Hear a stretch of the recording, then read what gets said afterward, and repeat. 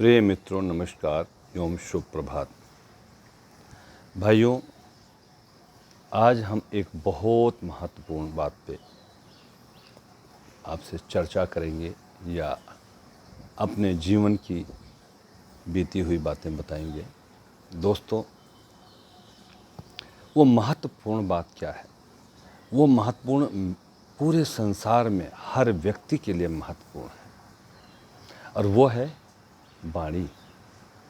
वाणी इतना मीठा बोलना चाहिए, वाणी का महत्व इतना ज़्यादा है कि आप जो कुछ भी हैं, आप चाहे पहलवान हैं, चाहे योद्धा हैं, चाहे वकील हैं, चाहे किसी भी व्यवसाय में हैं, वाणी मीठी होनी चाहिए। और इस वाणी के ऊपर बहुत कुछ निर्भर करता है। कुछ कवियों ने छोटे छोटे उदाहरण दिए हैं चौपाई के रूप में, दोहे के रूप में, वो मैं सुनाना चाहता हूँ। भाइयों, आप सभी लोग जानते हैं कि गुण के गाहक सहस नर, बिन गुण लहै न कोय, जैसे कागा कोकिला, शब्द सुने प्रिय होए।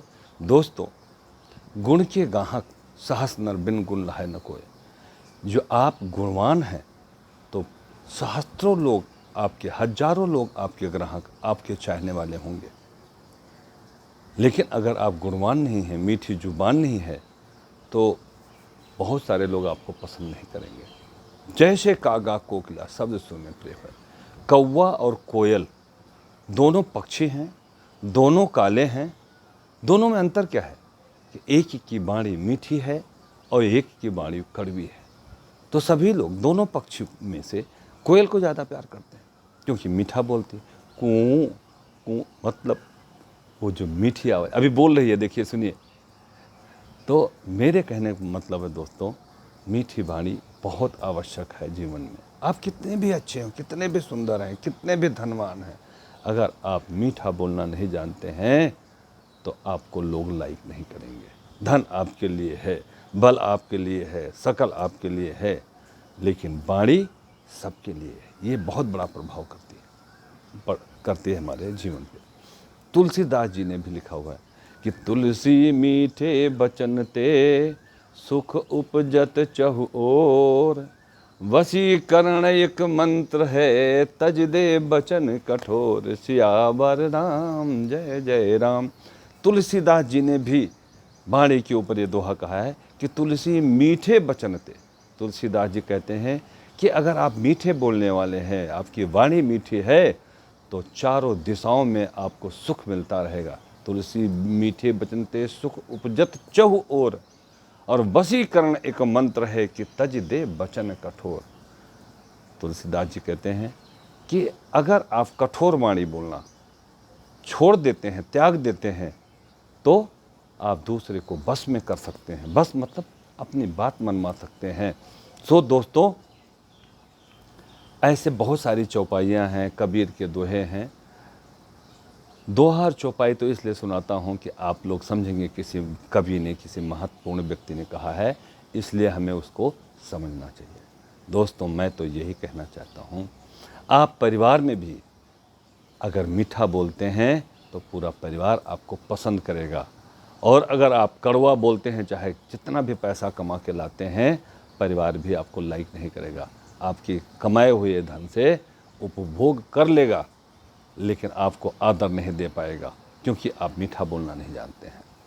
दोस्तों, उदाहरण के स्वरूप, जैसे कभी आप कहीं जा रहे हैं, या ऑफिस में बैठे हैं, या कहीं बस स्टैंड पे खड़े हैं, एयरपोर्ट पे हैं, कोई फार्म भरना है, और सहसा आप देखते हैं कि मेरे पास पेन नहीं है, लेकिन बगल में जो खड़ा हुआ है या जो बहन खड़ी हैं उनके पास पेन है, तो आप क्या कहेंगे? अरे भाई, पेन देना जरा। ये बोलेंगे या बोलेंगे बहन जी 1 मिनट के लिए ज़रा पेन देना, मैं फार्म भर लूँ? या भाई को, भाई साहब 1 मिनट के लिए पेन देंगे, ज़रा मैं फार्म भरूँ, मेरे पास पेन नहीं, मैं भूल गया हूँ। तो आपको तब मिलेगी या इस तरह से मिलेगी, अरे ज़रा पेन देना 1 मिनट? तो कितना फ़र्क पड़ गया। आप मांग रहे हैं पेन ही, लेकिन भाषा का जैसा प्रयोग करेंगे, जो देने वाला भी होगा वो भी अगर वाणी गलत है आपकी तो वह गाली देता हुआ चला जाएगा। तो दोस्तों, कुछ भी पाना है, सुख अगर भोगना है तो आपका जुबान मीठा होना बहुत ज़रूरी है। मेरे साथ भी बहुत बार ऐसा हो जाता है कि गुस्से में कंट्रोल नहीं हो पाता, भावनाएं ऐसी जाग जाती हैं किसी बात को लेके कि गुस्सा कंट्रोल नहीं होता और गुस्से में कुछ कड़वा बोल जाता हूँ, उसका बहुत बड़ा नुकसान होता है। दोस्तों, मियाँ बीवी में भी मधुर वचन होना ज़रूरी है, चाहे कितने भी सगे संबंधी हों, मीठा बोलना बहुत ज़रूरी है। लेकिन दोस्तों, आप व्यवहारिक जीवन में देखेंगे, समय के अनुकूल बोलना चाहिए और अवस्था को देख के बोलना चाहिए। जैसे एक तो जिस कुल में, जिस घर में आप जन्म लेते हैं, आपके जन्म के भाई बहन होते हैं, माता पिता होते हैं, पड़ोसी होते हैं, लेकिन जब आप घर से बाहर निकलते हैं, किसी व्यावसायिक स्थान पे जाते हैं जहां आपके ढेर सारे लोग काम करते हैं जो आपके सगे भाई नहीं हैं, लेकिन आप उनके साथ कैसा व्यवहार करेंगे?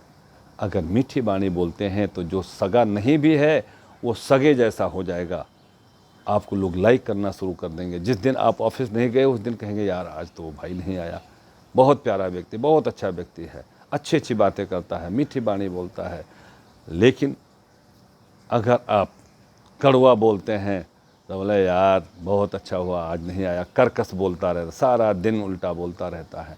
तो ऐसे आपके पीठ पीछे भी बड़ाई मिलेगी, पीठ पीछे बुराई भी मिलेगी। आप कितने भी कैसे भी हों, मीठी वाणी बहुत ज़रूरी है दोस्त, यह एक बहुत बड़ा गुण है। अब एक उदाहरण देता हूँ। अवस्था, आप किसी बूढ़िया माँ जो 80 साल की हैं और आप 20 साल के हैं, 22 साल के हैं, आप उनसे क्या कह के संबोधन करेंगे? बेटी कैसी हो या माताजी आप कैसी हैं? क्योंकि अगर आपने उसको बेटी कहा, उन्होंने ऐसे तिरछी आंख कर देख लिया, इसका दिमाग तो नहीं खराब हो गया? मैं 80 साल की बुढ़िया हूँ, इससे 4 गुना मैं जीवन जी चुकी हूँ, दुनिया देख चुकी हूँ और मुझे बेटी बोलता है? नहीं, वहाँ आपको अवस्था के अनुसार वाणी बोलनी है। अगर कोई आपके बराबर का है तो भाई बोल सकते हैं, बहन बोल सकते हैं, आपसे बड़ा है आंटी अंकल बोल सकते हैं, और हिंदी में चाचा ताई बोल सकते हैं, और जो बुजुर्ग हैं उनको पिता तुल्य, माता तुल्य बोल सकते हैं। उनको अच्छा लगेगा, आपका स्वभाव अच्छा लगेगा। ऐसे दोस्तों, अवस्था को भी देखना चाहिए और समय को। समय कैसा होता है, जैसे मान लिया कोई व्यक्ति आपके बीच में से कोई प्रिय व्यक्ति चला जाता है, मर जाता है, देहांत हो जाता है और उसकी शव यात्रा में जाते हैं, तो उसके घर वालों को क्या बोलेंगे? बधाई हो, आपके पिताजी की मृत्यु हो गई, क्या ऐसा बोलेंगे? नहीं।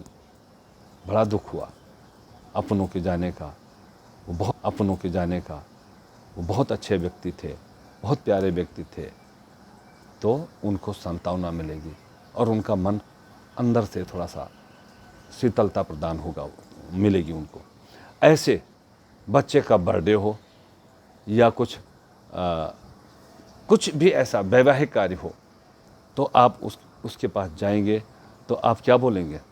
आपका वैवाहिक जीवन बहुत सुखी रहे, सदा प्रसन्न रहे, स्वस्थ रहें।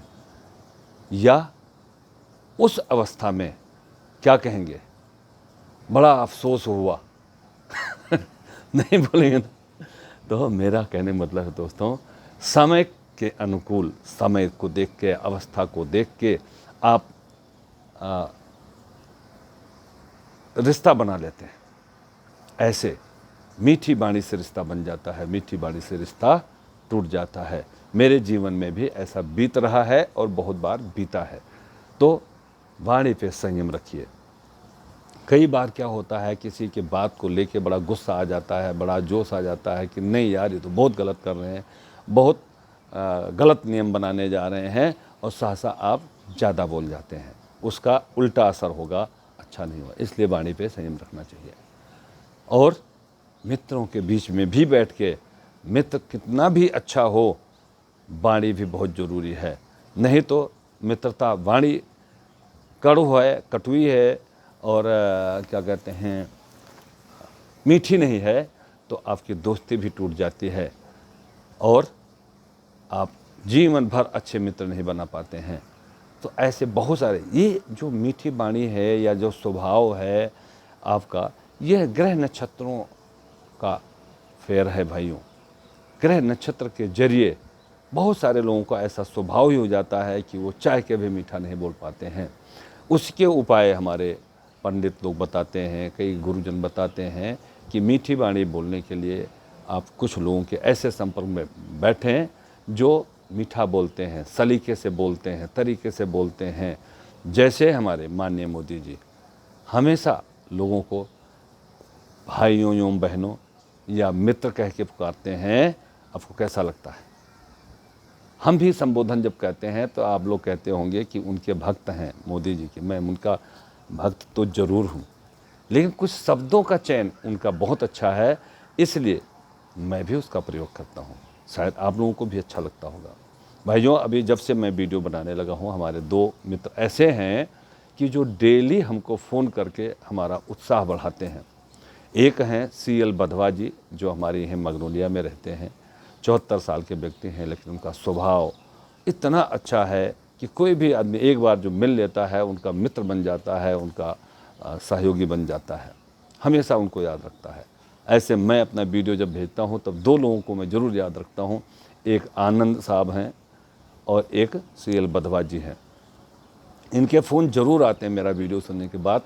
अगर हमारे से कहीं कोई गलती हुई है या हम गलत बोल गए हैं तो सुझाव भी देते हैं कि नहीं, आपको यहाँ संयम रखना चाहिए। और अच्छा बोलते हैं तो वो हमारा उत्साह बढ़ाते हैं। बहुत अच्छा कहा, इसका प्रभाव जन जन पे पड़ता है। मैं सच में उनकी बातों से प्रभावित होता हूँ और उनके फ़ोन का इंतज़ार करता रहता हूँ। तो दोस्तों, बाकी और किसी का मेरे पास, एक और हमारे रिश्तेदार हैं विजय पांडे जी, उनका भी फ़ोन आता रहता है। और कई ऐसे सूर्यावस्थी जी हैं, उनका भी फ़ोन आता रहता है। मेरा कहने का मतलब, कुछ लोग ऐसे होते हैं जो हमारी इस बातों से प्रभावित होते हैं तो मेरा उत्साह बढ़ाते हैं। लेकिन बहुत सारे लोग होते हैं जो शायद मेरी बातों से सहमत नहीं होंगे और ऐसा लगता होगा कि मैं गलत बोल रहा हूँ, गलत समझा रहा हूँ। खैर, मैं उनसे क्षमा चाहता हूँ अगर मेरे से कोई भूल हो जाए तो। लेकिन दोस्तों, यही मिठास है। क्षमा बड़न को चाहिए, छोटन को उत्पात, का रहीम हरि को घट्यो, जो भृगु मारी लात। ये एक उस समय की कथा है जब ऋषि भृगु बहुत तपस्वी थे और किसी बात को लेके भगवान विष्णु के सीने पे लात मार दिया था। तो उन्होंने अपनी वाणी का प्रयोग किया। अरे ऋषिवर, आपके पैरों में चोट नहीं लग गई? उनका पैर सहलाने लगे। कितना लज्जित हुए वो और क्षमा मांगे। जो भगवान विष्णु, जो उनके भगवान है, जिनकी पूजा करके, जिनके तपस्या करके उनसे जो शक्ति मिली है, उन्हीं को लात मार दिया गुस्से में। स्वभाव से गुस्सा गलत होता है। स्वभाव से मृदुल हो जाए, मीठे हो जाए। दोस्तों, बहुत ज़्यादा समय नहीं लेंगे, एक का अंत नहीं है। सारे दिन अगर हम उदाहरण देते रहें, बताते रहें, कहते हैं ना, जैसे चिट्ठी के लास्ट में लिखते हैं, थोड़ा लिखना ज़्यादा समझना। ऐसे मैं कहूँगा, मैंने इशारा किया है दोस्तों, आज से आप अपने अंदर मीठी वाणी डाल लीजिए और जब भी किसी से बात करें, बच्चों से, परिवार से, बीवी से, दोस्तों से, आप अगर बिजनेस व्यापार करते हैं उसमें तो बहुत ही महत्वपूर्ण होता है। आप जब किसी का इंटरव्यू ले रहे होते हैं तो उसमें उसकी पर्सनालिटी के साथ, उसका क्वालिफ़िकेशन देखने के साथ साथ आप उसकी वाणी भी देखते हैं कि क्या इसमें ये सलीके से बोल सकता है, कन्विंस कर सकता है किसी को। जैसे कन्विंस करने के लिए कोई बंदा किसी कस्टमर के पास जाता है तो क्या करता है, देखिए, ये समय को देख के, अवस्था को देख के, और क्या बोलते हैं जब उनसे मिलते साथ, गुड मॉर्निंग, गुड आफ्टरनून, नमस्ते, सुप्रभात, प्रणाम। देखिए, अब प्रणाम की बात आई, जब आप किसी को प्रणाम करते हैं तो जो हिंदी बोलने वाला होगा वो कहेगा आशीर्वाद, सुखी रहो, स्वस्थ रहो, कल्याण हो। लेकिन कोई हाय तो हाय हाय करते रहेंगे। भाइयों, कुछ ऐसे शब्द होते हैं जिसका मतलब ही नहीं होता है, और अगर उसका बेमतलब हो तो उसको मतलब में बना ले। ऐसा नहीं हाय का मतलब हाय आपने कर दिया, हाय का मतलब क्या हुआ कि परिचय हम भी आ गए तुम भी आ गए, नहीं। नमस्ते, नतमस्तक होता हूँ, आपका आदर करता हूँ, आपको सम्मान देता हूँ। हाथ मिलाते हैं तो वो ऊर्जा प्रदान करते हैं एक दूसरे को, ऊर्जा ट्रांसफ़र हो जाती है। पैर छूते हैं तो 10 उंगलियों से, हाथों से 10 उंगलियों पैर से ऊर्जा मिलती है, इसलिए पैर छुआ जाता है और पैर में दंडवत प्रणाम करते हैं। ऐसे बहुत सारे महत्व हैं, मैं आगे भी बताऊंगा। मेरा आज का विषय यही है कि मीठी बाणी बोलिए, मन का आपा खोए, आपन मन शीतल करें औरन शीतल होए। भाइयों, अगर आप मीठी बाणी बोलते हैं तो आप खुद भी प्रसन्न होंगे और दूसरा भी प्रसन्न होगा और आपको सम्मान देगा। अपने खाने में से आधा खाना आपको खिला सकता है अगर आप मीठा बोलना जानते हैं, सलीके से बोलना जानते हैं। तो इस पे जितनी चर्चा की जाए उतनी कम है दोस्तों। आज मैं अपनी वाणी को यहीं विश्राम देता हूँ। आप लोग आज से कटिबद्ध हो जाएं और प्रण कर लें कि हम कड़वा नहीं बोलेंगे। अवस्था और समय को देख के हम संबंध भी बनाएंगे और मीठा बोलेंगे। आपका बिगड़ा हुआ काम भी बन जाएगा। अगर किसी से दुश्मनी भी हो गई है, किसी से कोई नुकसान भी हो गया है, तो मीठा बोलेंगे, सलीके से बोलेंगे, वो भी प्रॉब्लम सॉल्व हो जाएगी। जय श्री राम।